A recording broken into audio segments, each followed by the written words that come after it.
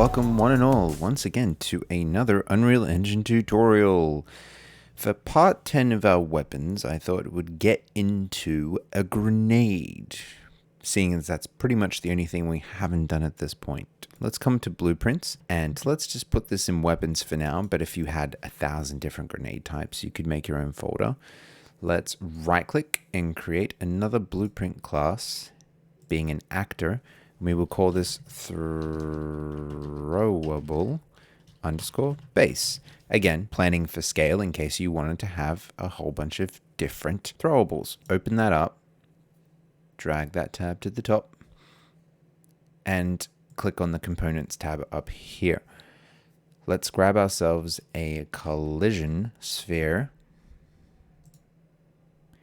And then once we've got the collision sphere, let's rename it because we're going to have two of these in here at some point. Collision. And let's drag it on top of the default scene root so that we've completely replaced the default scene root. And now the blueprint starts at the collision sphere. Because it's a sphere, obviously, we don't need to worry about which way it's facing. Let's click on add component again, type in static, and we'll get ourselves a static mesh. This will automatically attach to the collision sphere. I'll just call it mesh. And over in static mesh, let's click the drop down and type in material. And we'll get a material sphere. It's a little bit big. I found that a reasonable size for testing purposes was 0.25. And then we will drop down the collision to, we just want it a little tiny bit bigger than the actual sphere. So 13 is about right. We'll go back over to add component. We'll add another sphere. This one we'll call radius. We'll come back to that one in a moment. Another drop down, let's get radial, and we'll add radial force. And we'll also attach radius to the mesh. I've just noticed that that's not attached. So they're all attached to each other so far. Radius, let's make that something ridiculous like 250. Because that's essentially going to be the radius of damage, not necessarily how big the explosion is, but if anyone's in this radius, they're going to get fried by this grenade. Then down to radial force, let's also make this the same size. So basically, if there are any physics objects around, then they're going to be affected by it. One last element we're going to need, projectile movement. And that's going to add its own little section down here. Just like we did for the rocket, let's come over to initial speed. We'll make both of them 1,000 for now. And this time we're not going to set gravity to 0 because we actually want this to have a little bit of gravity to it. Rather, we're going to actually enable bounce. A lot of these are going to be things that you play with until it feels the way you want it to feel, such as bounciness, friction. But that's all we need just to get this working. Over in collision, we're also going to need to simulate physics. And we may need to change our collision presets here with overlap or dynamic. We probably want block all there. But what we'll do is get it working first, and then I'll show you basically how we're going to go back and forth and tinker.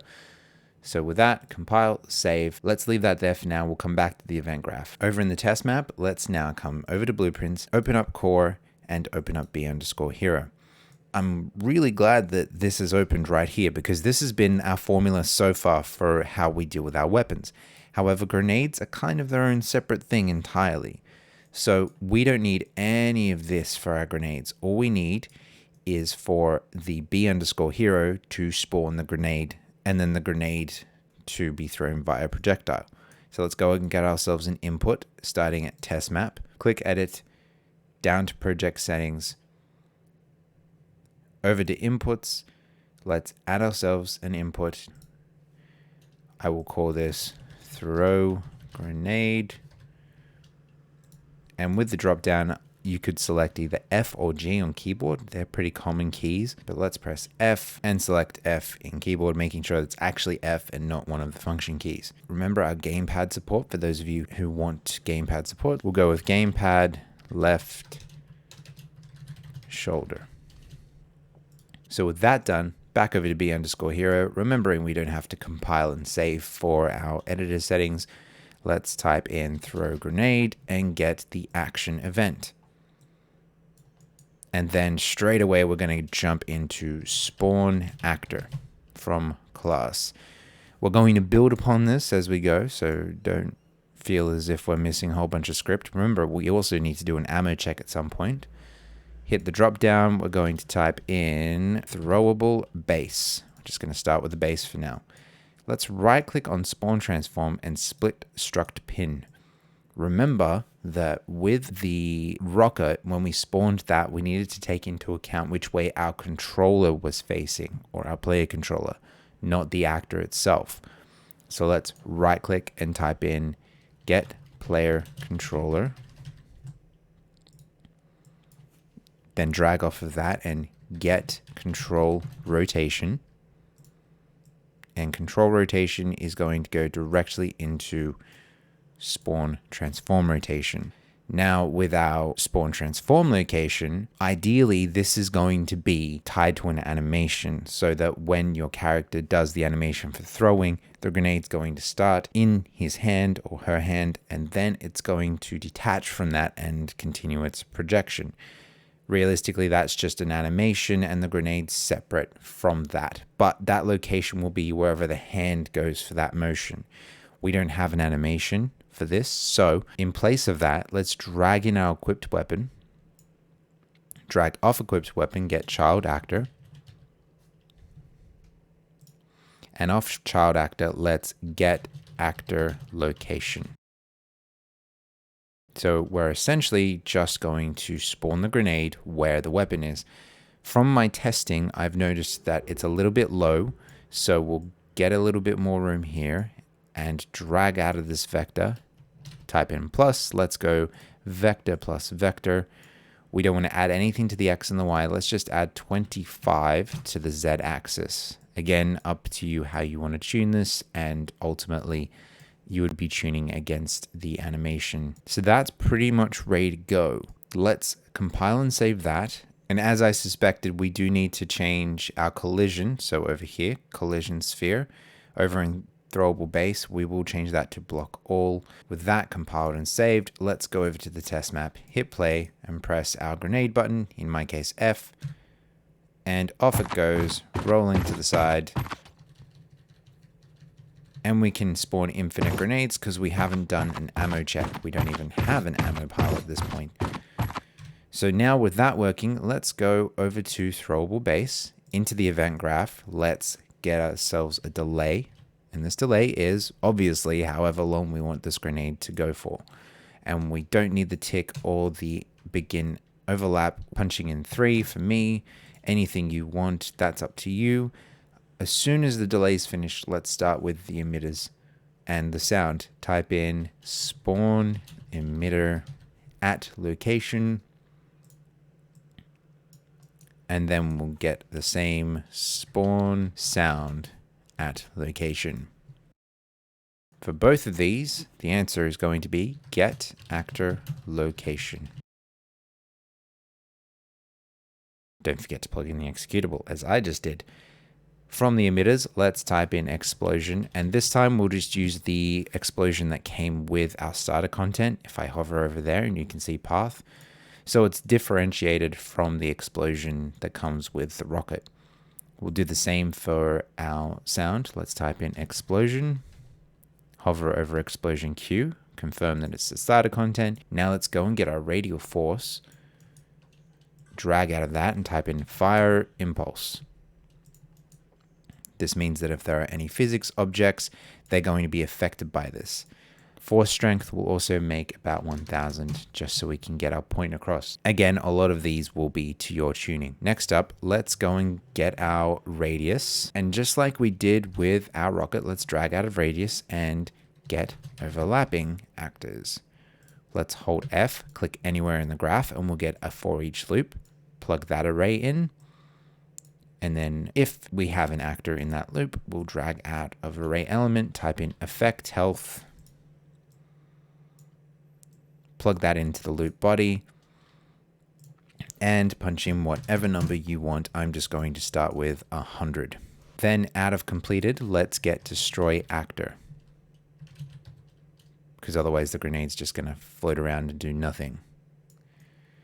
So with that all done, let's compile and save. Back over to the test map, hit play, hit F, 1, 2, 3, boom. There's our explosion. You'll notice that it's small though. That's because the emitter is firing off the size of our mesh. So our mesh is 0.25, which means we need to counter this. Let's go back over to that emitter location and let's punch in, because I've done 0.25, that is a quarter of the scale. So I need to multiply that by 4 in the scale here, which means that that explosion should be its normal size. Back over to the test map. Let's test that out now. Make sure it's working. Throw the grenade. 2, 3, boom. And you'll notice that it crossed the radius of the enemy at that time as well, which means the enemy died.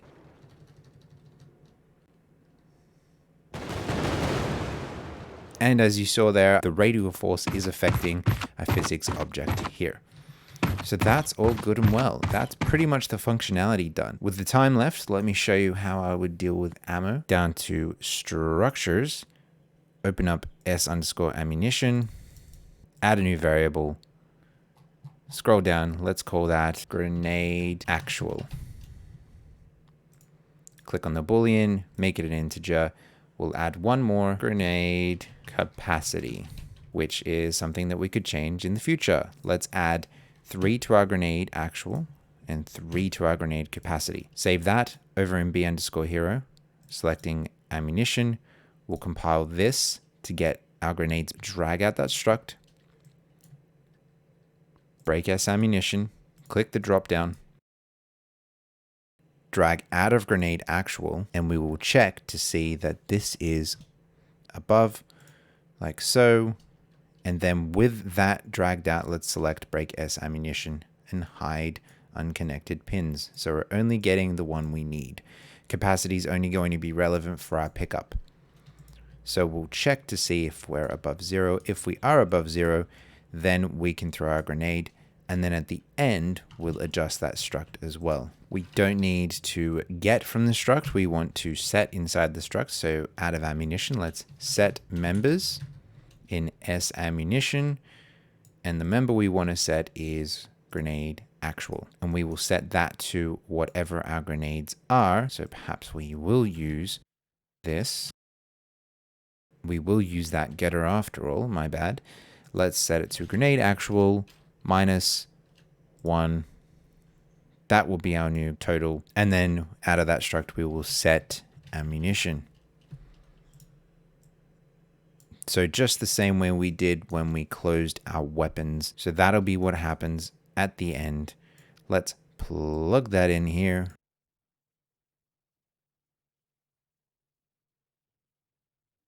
Out of false, let's also get ourselves a print string. We'll add this to the HUD later on, but let's just say no grenades once we're out of grenades. And that print string will remind us that we do need to come back and make this functionality.